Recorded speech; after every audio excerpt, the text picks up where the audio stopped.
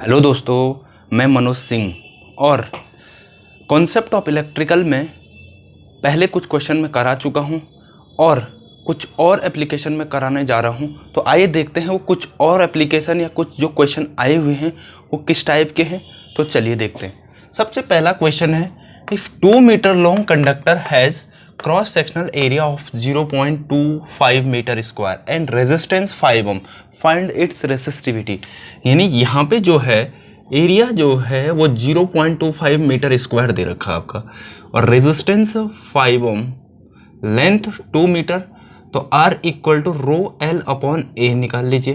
तो यहाँ से रो अगर आपको निकालना है तो RA upon L, 5 area 0.25 upon 2 metre उसका लेंथ है किसका, कंडक्टर का।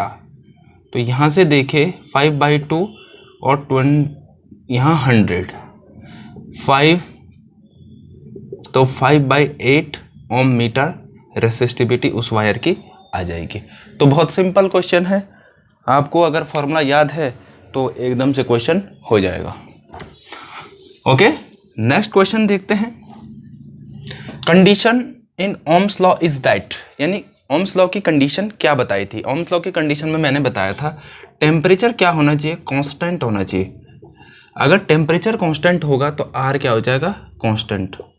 तो यहाँ पे जो पॉइंट है वो है the temperature should remain constant, बिल्कुल सही। Ratio of B upon I should be constant, ये बिल्कुल सही। द टेम्परेचर शुड वेरी, ये गलत। और V प्रोपोर्शनल टू I सही। लेकिन इसमें जो मेन कंडीशन है उसके बाद सारी चीज़ें अपना आप ही वैलिड हो जाएंगी, वो है टेम्परेचर शुड बी कांस्टेंट। अगर टेम्परेचर कांस्टेंट है तो R कांस्टेंट हो जाएगा, जैसे कि ओम्स लॉ बताता है V प्रोपोर्शनल टू I। इसीलिए जो V प्रोपोर्शनल टू I है वो लो टेम्परेचर के लिए होता है, हमेशा हाई टेम्परेचर के लिए ओम्स लॉ वैलिड नहीं होता है। दूसरा question, current form of Ohm's law. तो current form of Ohm's law क्या है, सबसे पहला option I equal to VR, गलत। I इक्वल टू V/R होता है। दूसरा V प्रोपोर्शनल टू I, बिल्कुल सही है। तीसरा V इक्वल टू IR, ये भी सही है। और लास्ट ऑप्शन है V एंड C, तो B एंड C बिल्कुल सही है, दो option. Okay, number of electron constituting 1 coulomb of charge is, यानी 1 कूलम चार्ज में कितने नंबर ऑफ इलेक्ट्रॉन हो सकते हैं। तो देखते हैं 1 कूलम चार्ज में कितने नंबर ऑफ इलेक्ट्रॉन हो सकते हैं।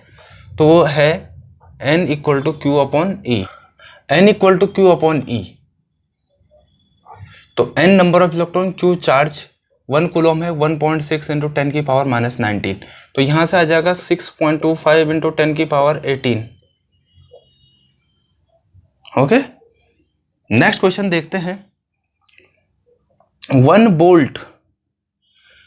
वोल्ट किसके बराबर होता है, जूल पर कूलम, 1 वॉट पर ओम, 1 वॉट। तो V इक्वल टू होता है W/Q, तो ये जूल और पर कूलम, तो ये जूल पर कूलम के बराबर हो जाएगा 1 वोल्ट। ओके, नेक्स्ट है electric current can be classified as, यानी इलेक्ट्रिक करंट कैसे क्लासिफाइड की जा सकती है।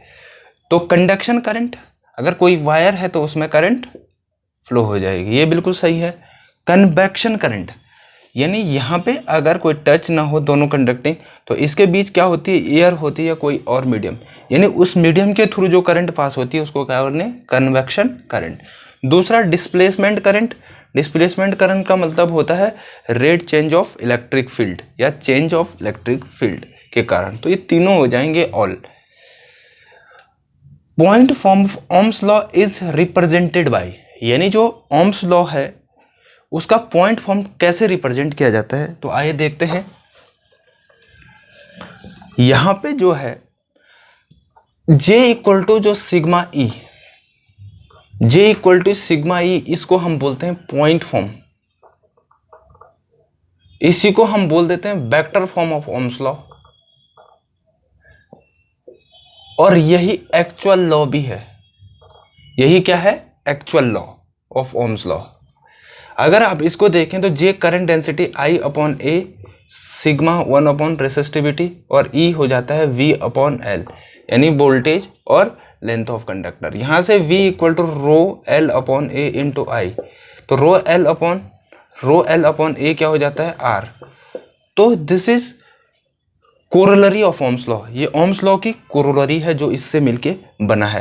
तो इसको हम स्टैंडर्ड फॉर्म बोलते हैं V equal to I R को, लेकिन actual form J equal to sigma E, इसी को पॉइंट फॉर्म भी बोलते हैं। तो यहाँ पे J equal to sigma E answer हो जाएगा। Potential difference is a quantity, potential difference कौन सी क्वांटिटी है? स्केलर क्वांटिटी है, क्योंकि potential difference W upon Q हो जाता है। W क्या है? वर्क है, और Q चार्ज, दोनों स्केलर है, तो स्केलर के साथ स्केलर हो जाएगा। ओके, तो ये जो क्वेश्चन है ये मैं आपको और भी कराऊंगा, जो आए हुए क्वेश्चन है। तो आप इस वीडियो को देखें और इस वीडियो को सब्सक्राइब करना ना भूलें और शेयर भी करें, क्योंकि शेयर करने और सब्सक्राइब करने और लाइक करने से ये होगा कि जब भी मैं ये वीडियो बनाता हूँ तो ये आपको पहुँच जाएगी और इसे ट्रांसफ़र करें आगे की तरफ, ताकि औरों का भी फ़ायदा हो। Okay, thank you very much.